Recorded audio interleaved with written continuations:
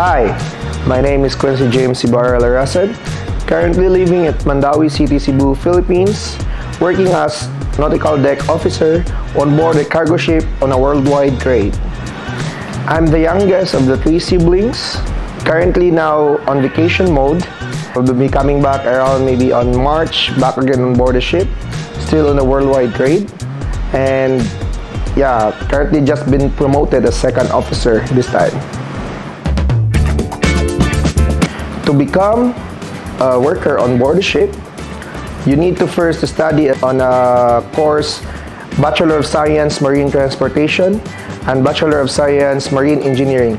These are the two types of courses which you need to work on during your studies, or if you don't like to be part of the engine and deck department, you can go to the catering service. You can take up this Bachelor of Science Hotel Resource Management, or HRM. So a deck officer, if you're a deck officer on board the ship, so you are the one who's in charge to lead the men doing their work. At the same time, you're the navigator of the ship. At the same time, you need to assist your co-officer in doing their job so that you can achieve the goal of the ship, to steam the ship in one place to another in a safe manner. So my first experience, I was a deck cadet. That was around year 2016. Shall we say, we are called the lowest mammal on board. So they're the one who is giving you hard job or any job that they want to give you. But as deck cadet, if you are dreaming to become a deck officer, so you must give time to learn experience or give time to self-study. What are the jobs to become a deck officer? You must invest time on it. And not just like working, okay, then after that sleeping. Maybe you're just not dreaming to upgrade your license. This time, you must persevere to dream more, and yeah, soon you will become an officer on board. The challenges of becoming a deck officer or a seaman, you're away from your family. Sort of, you have a challenge on thinking on stuff, especially if missing your family, you cannot focus on one job or something to do with. And at the same time, you need also to manage or lead the men on you. It's something that you need to think of. You must have this will on yourself to survive on it. So it's not easy actually to become a seaman or a deck officer on board.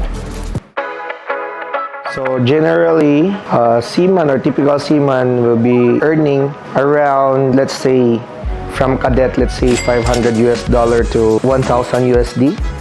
On a rating, if you're rating, let's say you will earn around 800 to 1,800 US dollar. And becoming an officer, let's say for a third officer, it's around 2,500 to 3,000 US dollar. Second officer, I think that would be around 2,800 to 3,500. For chief officer, let's say on a typical base ship overseas, they are earning around 5,000 to 7,000. Then for a captain, not saying for these offshore, because they're earning much, just a typical one, maybe they're earning around 8,000 to 10,000 US dollars. Typically, there's a lot of type of ship which a nautical officer can go on board. Let's say the basic one, these are the cargo ships, tanker ships, dredging ships, so far and so on. Just a typical deck officer, if you want to go to another ship, let's say these tanker vessels. Tanker vessels, as a deck officer, you just need to have this special training, which is different from the cargo ship, because the operation-wise, they're different.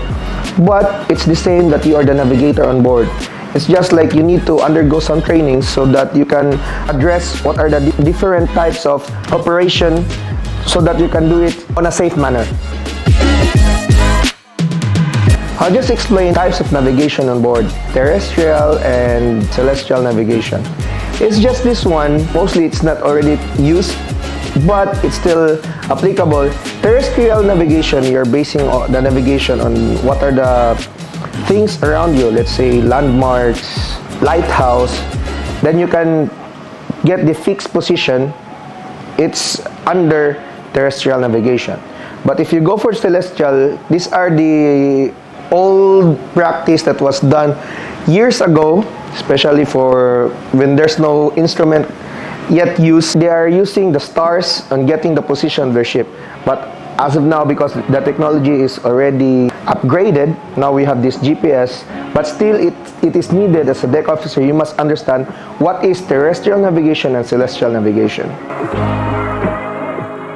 So on board the ship, when we're seeing there's an increase of Beaufort scale, so there are types of Beaufort scale that we are going through. Let's say levels.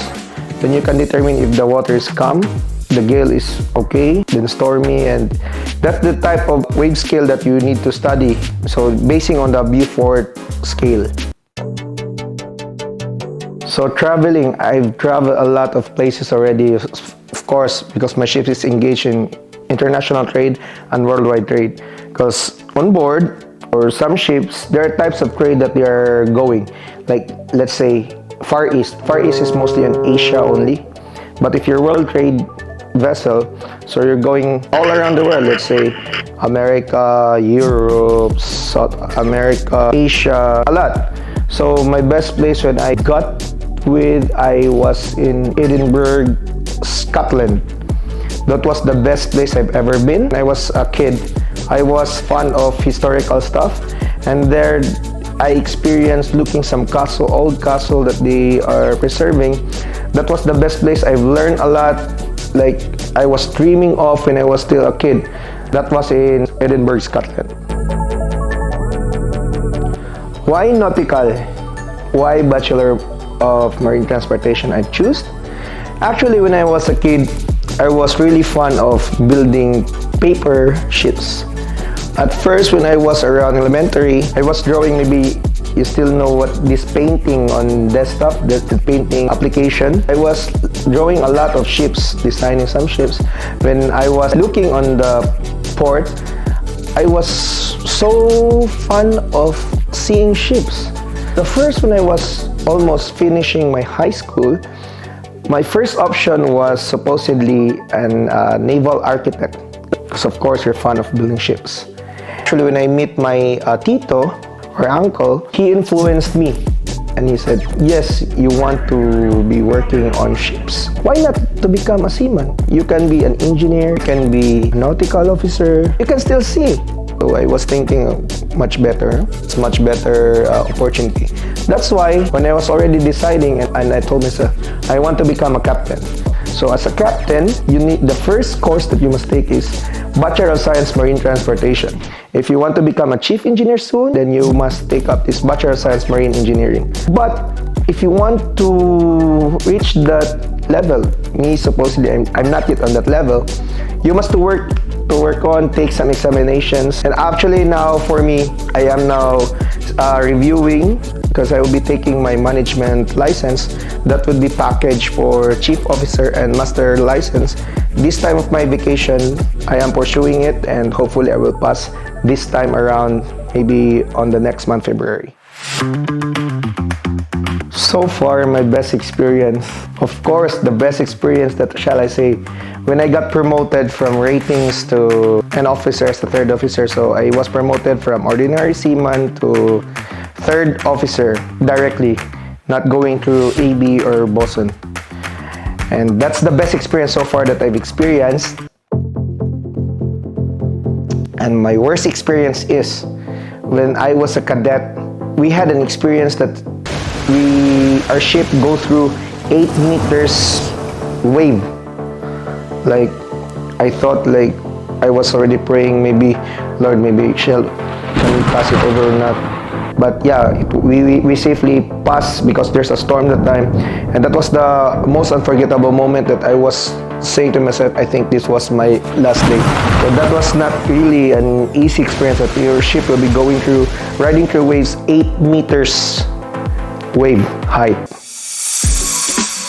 My passion beside of being seaman is about, my passion beside of being seaman, I want to teach, imparting knowledge to other people. Like what I also always did, like to my cadets, I know they will not forget me. I am passionate about of teaching, imparting my knowledge, which I know they can use on their future. I'm not into it like that's for me, that's only for me. But for me, it's like sharing my knowledge so that I can help other person to become better on what they are now. My advice to you guys who are dreaming to become working on board a ship. So if you are not really capable of studying, like paying for yourself, try to have good grades so that you can also avail scholarship when you'll be studying. Like me, that's what I did.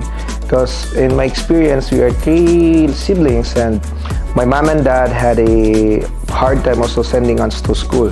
In my own initiative, I took up exams for scholarship, and luckily I was able to be accepted in Southwestern University last 2012, and I graduated in 2015.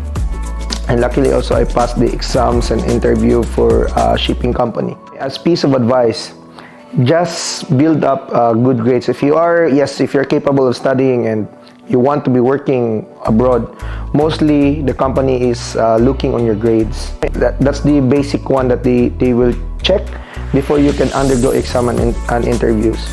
So that mostly, because there's a lot of people also graduating, so the shipping companies, they are looking for the best option that they will choose.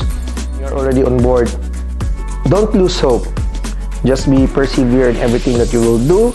Just be positive. Just think that you're doing it for your family. Just a source of strength when you're on board. And yeah, dream high, dream more. But don't forget, your feet should be always on the ground. Don't forget where you came from. Just be heads up. Working on board is not really easy if you are not passionate enough on it. And if you are starting, just be persevered. Don't lose hope. And also, don't forget to pray. So my message for the viewers, yes, we don't have the same type of experience or something we're pursuing with, the goals that we would want to come up. Just my part, strive hard to overcome or to survive the day. Because yes, we are all here, like waking up for another day. The thing is, we survive each day without stepping one another's feet for them to rise up. Let's just survive the day with a peace of mind, positively, and we can also lift up others who are not feeling well or living their life to the fullest. And yes, this is the one thing that I want to point. Don't forget to thank God in everything, because He will help you all the challenges in life. And you'll just wake up another, oh Lord, thank you Lord. Oh, you just didn't expect. God is there. He's always with you when you need it most. That's all I can say to all of you. If you find this video helpful and interesting, consider liking the video and subscribing to my channel. Thank you for watching.